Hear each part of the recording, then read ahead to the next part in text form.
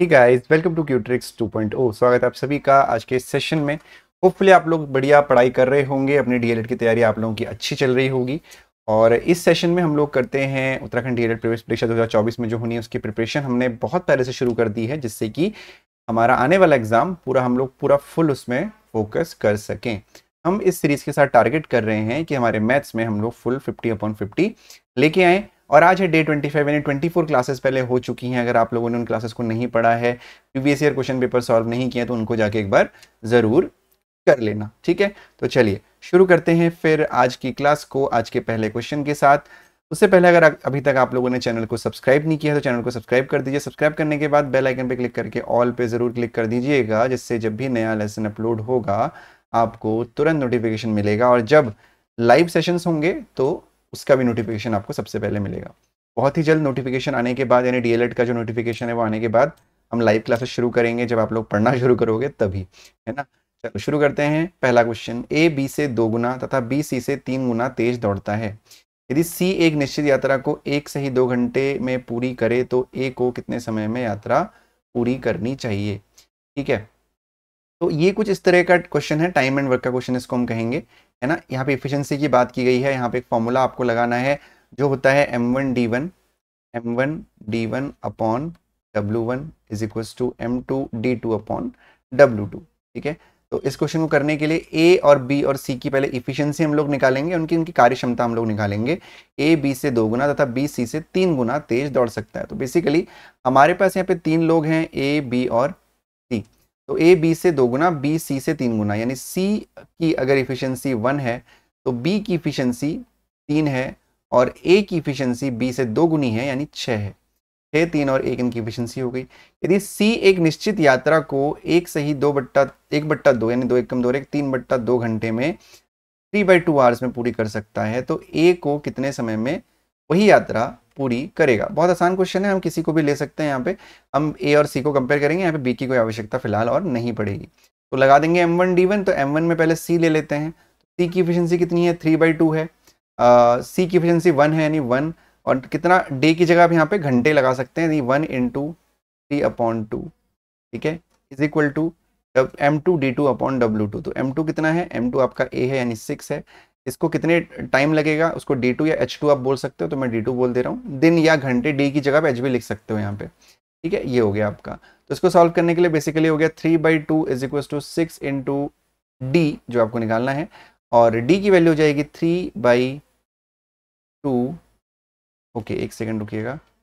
3/2 × 6, क्योंकि ये घंटे में निकला हुआ है और पूछा हमसे मिनट में है। ठीक है, तो घंटे को मिनट में चेंज करने के लिए क्या करते हैं, 60 से गुणा कर देते हैं। तो ये हो गया 6 10 = 60, 2 5 = 10, 5 3 = 15 मिनट। याद रखिएगा, ऑप्शन नंबर ए आपका आंसर है। क्वेश्चन में क्या करना है, m1d1 लिखा है, किसी को कंफ्यूजन हुआ है तो यहाँ पे इसको आप ऐसे भी कर सकते थे, E1 यानी efficiency into R is equal to E2H2, ये भी कर सकते थे, कोई मतलब नहीं है, वैल्यू कुछ भी हो सकती है। बस बेसिकली आपको यहाँ पे इनवर्स यूनिटरी मेथड लगाना था, जो टाइम एंड वर्क के क्वेश्चन में लगता है। होपफुली क्वेश्चन समझ में आया होगा। अगर नहीं आया है तो कमेंट सेक्शन में जाइए, सॉरी डिस्क्रिप्शन बॉक्स में जाइए, और वहाँ पे जाके टाइम एंड वर्क को अच्छे से पढ़िए पहले, उसको आपको फिर सारी चीज़ें क्लियर हो जाएंगी। तो नेक्स्ट क्वेश्चन है हमारा 0.75 × 0.75 प्लस पॉइंट, इसको थोड़ा सा बड़ा कर देते हैं जिससे कि आपको सही से चीज़ विजिबल हो जाए।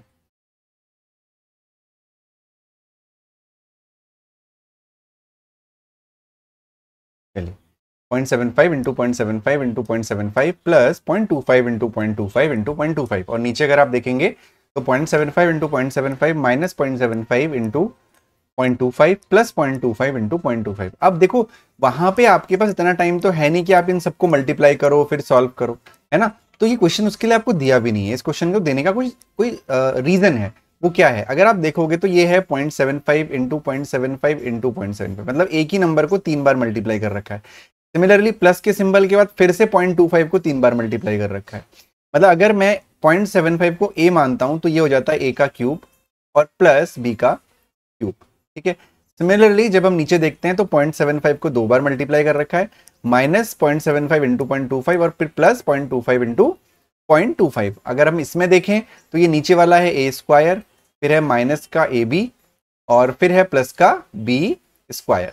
तो हमें क्या करना है, हमें एक फॉर्मूला यहाँ पे काम आएगा हमारे, वो है A cube plus B cube is equals to क्या होता है, A square plus B square minus A B, ठीक है, और ब्रैकेट में होता है आपका ए प्लस बी, ठीक है, ब्रैकेट में होता है ए प्लस बी, ये आपका फॉर्मूला होता है, ठीक। तो अब यहाँ पे अगर आप ध्यान से देखोगे तो इस फॉर्मूले में, जब हम इस फॉर्मूले में रखते हैं चीज़ों को, तो अगर हम इस फॉर्मेट को देखें तो ये कुछ इस तरह का फॉर्मेट है, A cube plus B cube upon A square minus A B plus B square, यही फॉर्मेट तो है जहाँ पे ए की वैल्यू कितनी है 0.75 और बी की वैल्यू कितनी है 0.25, ठीक है।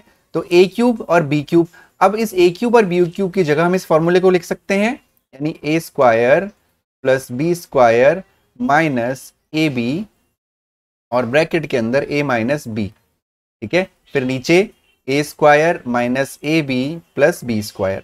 अब अगर आप ध्यान से देखोगे ना तो आपका इससे ये कैंसिल आउट हो जाएगा और बचेगा आपका, सॉरी ये प्लस होगा ए प्लस बी, तो ए प्लस बी का मतलब 0.75 और प्लस का 0.25, यानी हमारा आंसर हो जाएगा 1, यानी ऑप्शन नंबर सी आपका आंसर है, ठीक है। क्लियर है इतना? चलो जी बढ़ते हैं अगले क्वेश्चन की तरफ।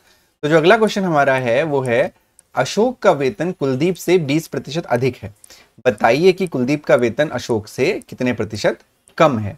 तो अब यहाँ पे कई लोगों को कंफ्यूजन हो जाता है, जैसे कि मान लेते हैं ये अशोक है और ये कुलदीप है, तो हमें बोला गया है कि अशोक का वेतन कुलदीप से 20% अधिक है, यानी अगर कुलदीप की सैलरी, उसका वेतन 100 है तो अशोक का वेतन 120 है ना। एक 20% ज्यादा का क्या मतलब है, हमने अगर कुलदीप का 100 माना है तो 20% अधिक का मतलब है इसका 120% हमने निकाल दिया, यानी इंटू 120/100, 0 से 100 से 100 कट गया, 120 आ गया। तो ये मत सोचना कि मैंने 20 जोड़ दिया है, ऐसे निकाला है तब जाके ये 120 आया है।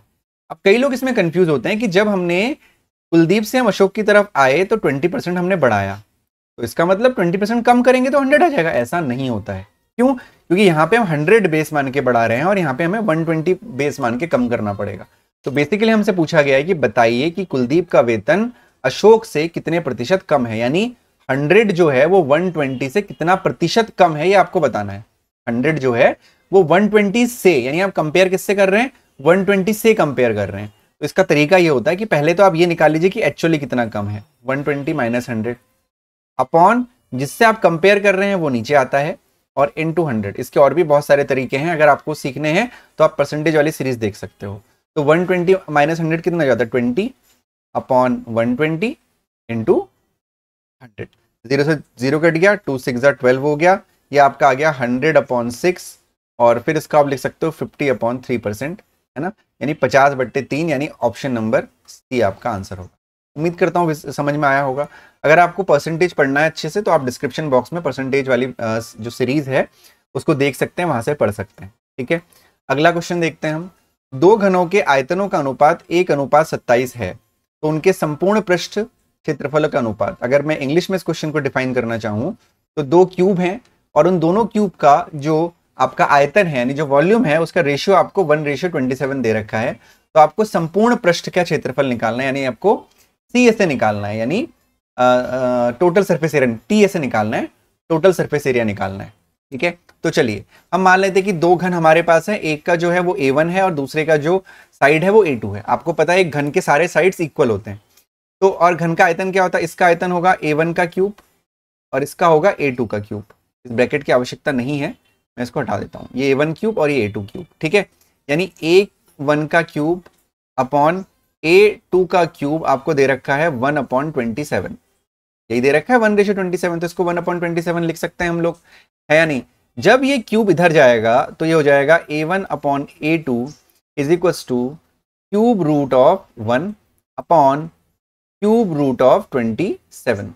तो यहां से A1/A2 की जो वैल्यू आ गई वो आ गई 1 का क्यूब रूट 1 ही होता है, 27 का 3 हो जाता है। अब यहाँ पे A1/A2 की जो रेशियो आया वो आया 1:3। ध्यान रखिएगा A1 की वैल्यू 1 नहीं है, A2 की वैल्यू 3 नहीं है, A1 रेशियो A2 1:3 है, यानी A1/A2 1/3 है। अब आपको क्या निकालना है कि उसके संपूर्ण पृष्ठ का क्षेत्रफल, यानी टोटल सरफेस एरिया। तो जो क्यूब का TSA होता है, यानी टोटल सरफेस एरिया होता है, उसका फॉर्मूला होता है 6A²। तो अब हम, क्योंकि पहले वाले को हमने A1 माना है, यानी 6 अनुपात निकालना है, 6A1² अपॉन 6A2², ये करना है, ठीक है। अब देखो 6 से 6 यहीं काट दो, यानी A1 का स्क्वायर अपॉन A2 का स्क्वायर, यानी 1 अपॉन 3 का स्क्वायर, यानी 1 अपॉन 3 3 9, यानी हो जाएगा 1:9। ऑप्शन नंबर सी आपका आंसर है। होपफुली क्लियर हो गया होगा, बिल्कुल टफ नहीं था, आसान क्वेश्चन था, कोई दिक्कत नहीं होनी चाहिए। ठीक है, अगला क्वेश्चन देखें फिर। तो जो हमारा अगला क्वेश्चन है वो क्या क्या कह रहा है हमसे। अगला क्वेश्चन हमसे कह रहा है एक आयताकार मैदान का क्षेत्रफल 150 वर्ग मीटर है और इसका परिमाप 50 मीटर है, मैदान की लंबाई ज्ञात करिए। आयताकार मैदान है यानी एक रेक्टेंगल है, एक रेक्टेंगुलर फील्ड है। ठीक है, एक रेक्टेंगुलर फील्ड है यहाँ पे। तो रेक्टेंगुलर फील्ड है, इसका जो क्षेत्रफल है यानी जो इसका स्क्वायर, क्षेत्रफल का मतलब एरिया है वो कितना है 150 स्क्वायर मीटर, यानी ये लेंथ हो गई, ये ब्रेथ हो गई, यानी एरिया 150 है, यानी length into breadth is equal to आपको 150 दिया हुआ है। ठीक है, परिमाप यानी इसका जो आपका ये क्या कहते हैं इसको, सर्कमफेरेंस कहते हैं सर्किल के केस में, और यहाँ कहते हैं पेरीमीटर जो है वो 50 है। पेरीमीटर का फॉर्मूला क्या होता है, twice of L plus B is equal to 50 दे रखा है ना। तो L प्लस बी की वैल्यू कितनी हो जाएगी 50, ये 2 नीचे आ जाएगा, यहाँ पे 50 अपॉन 2 हो जाएगा, क्योंकि यहाँ मल्टीप्लाई में तो यहाँ डिवाइड हो गया, यानी L प्लस बी की वैल्यू कितनी आ गई 25 आ गई। अब यहाँ पे हमारे पास दो इक्वेशन है, ये है इक्वेशन नंबर 1 और ये है इक्वेशन नंबर 2। थोड़ा सा डिफिकल्टी हो सकता है, जिन लोगों को क्वाड्रेटिक इक्वेशन नहीं आती है वो लोग इस क्वेश्चन को और भी तरीके से कर सकते हैं, लेकिन यहाँ पे क्वाड्रेटिक इक्वेशन का यूज होगा। ठीक है, तो L plus B is equal to कितना हो गया 25 हो गया। तो अब L प्लस बी अगर 25 है तो हम ये कर सकते हैं कि यहाँ पे L इंटू बी 150 है ना, यहाँ पे L इंटू बी कितना है 150 है, तो यहाँ पे से B की वैल्यू निकाल लीजिए। तो L इंटू बी अगर 150 है तो जो B की वैल्यू हो जाएगी वो हो जाएगी 150 अपॉन L, और इस B की वैल्यू को यहाँ पे रख दीजिए, यानी L प्लस बी, यानी L की जगह पे L प्लस B की जगह पे 150 upon L is equal to कितना हो गया आपका 25। ठीक है, इस क्वेश्चन में जरूरत पड़ेगी थोड़ी सी जगह की, इसलिए थोड़ी देर के लिए मेरी विजिबिलिटी आपको नहीं दिखेगी। तो अब यहाँ पे 1 ले लीजिए, एलसीएम हो जाएगा आपका L, तो ये हो जाएगा L square plus 150 is equal to 25। Cross multiply करके L को उधर लेके जाइए तो हमारी इक्वेशन बन जाएगी L square plus 150 is equal to 25L। अब इसको इधर लेके आ जाएंगे तो हो जाएगा L स्क्वायर माइनस 25L और प्लस का 150।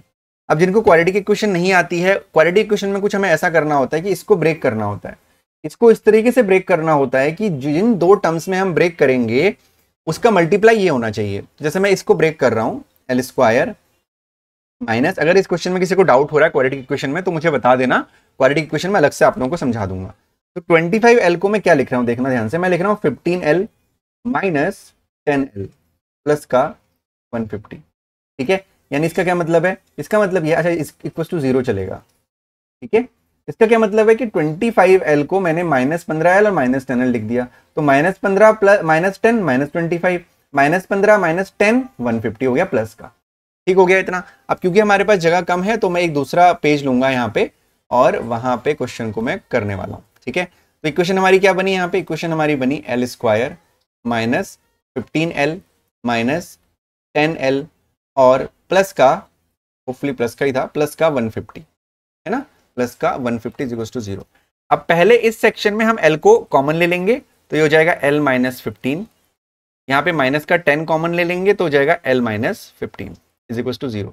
यहाँ से अब L माइनस 15 को कॉमन लेंगे। हो सकता है कुछ लोगों को ये चीज समझ में ना आ रही हो कि सर क्या कर रहे हैं, घबराने की जरूरत नहीं है। अभी आप इस क्वेश्चन को स्किप कर दीजिए या कमेंट सेक्शन में मुझे बता दीजिए कि सर समझ में नहीं आया है, क्योंकि ये बिल्कुल ही अलग चीज हो सकती है कुछ लोगों के लिए। L माइनस 15 कॉमन ले लिया तो L माइनस 10 यहाँ पे आ गया इज इक्वल टू 0। तो एक बार हम लोग L माइनस 15 को 0 के इक्वल लेंगे तो एक बार तो लेंथ आ गई हमारी 15, और एक बार हम L माइनस 10 को 0 के इक्वल लेंगे तो एक बार लेंथ आ जाएगी हमारी 10। जो मैथ्स वाले हैं वो समझ पा रहे होंगे कि मैं क्या कर रहा हूँ, है ना। तो L की दो वैल्यू आ गई, अब दो तो हो नहीं सकती, तो क्या करेंगे हम इन दोनों वैल्यूज को, जो हमारी यहाँ पे इक्वेशन थी L plus B is equal to 25 यहाँ पे रखेंगे। तो इक्वेशन थी हमारी L plus B is equal to 25, तो एक बार L इज इक्वल टू 15 रख के देखते हैं। L इज इक्वल टू 15 पे 15 plus B is equal to 25, 15 को उधर लेके जाएंगे बेटा तो b इज इक्वल टू हो जाएगा 25 माइनस 15, तो b इज इक्वल टू हो जाएगा 5 में से 5 गया 0, 2 में से 1 गया 10, तो b आ गया 10। अगर हम L की जगह पे 10 रखें 15 की जगह तो क्या हो जाएगा, L plus B is equal to 25 है ना। अब L की जगह 10 रखते हैं, यानी 10 plus B is equal to 25, यानी b इज इक्वल टू हो जाएगा 25 माइनस 10, यानी b इज इक्वल टू 15। अब हमारे पास एल की भी 2 वैल्यूज हैं, बी की भी 2 वैल्यूज हैं, क्योंकि लेंथ ब्रेथ से ज्यादा होती है तो जो लेंथ होगी हमारी वो होगी 15 और जो ब्रेथ होगी वो हो जाएगी 10। ठीक है, ये हमारा आंसर हो जाएगा, लेंथ 15 और ब्रेथ 10। अगर किसी को इस क्वेश्चन में डाउट हुआ है तो कमेंट सेक्शन में बता देना। जो मैथ्स बैकग्राउंड के नहीं है उनको इस क्वेश्चन में दिक्कत हो सकती है। ठीक है, उनको इस क्वेश्चन में दिक्कत जो है हो सकती है, तो बिल्कुल टेंशन लेने की जरूरत नहीं है, बता देना मुझे कमेंट सेक्शन में, मैं इसको भी एक दिन आपके सामने एक्सप्लेन कर दूंगा। तो आंसर हमारा हो जाएगा ऑप्शन नंबर डी। ठीक है, तो थोड़े थोड़े टफ क्वेश्चन भी होंगे, देखो प्रीवियस ईयर में सब तो आसान क्वेश्चन रहेंगे नहीं। तो उम्मीद करता हूं कि आपको क्लास अच्छी लगी होगी। फिर मैं आप लोगों से कल मिलूंगा डे 26 में फिर से कुछ प्रीवियस ईयर अच्छे क्वेश्चंस के साथ। तब तक अपना ध्यान रखिए, पढ़ाई करते रहिए, है ना, क्योंकि पढ़ाई करना बहुत जरूरी है। देखो क्योंकि उत्तराखंड डीएलएड में कंपटीशन बढ़ने वाला है, तो पढ़ाई करिए और अगले साल फोकस करिए कि डीएलएड हमारा निकल जाए। Thank you so much for watching, bye bye and take care.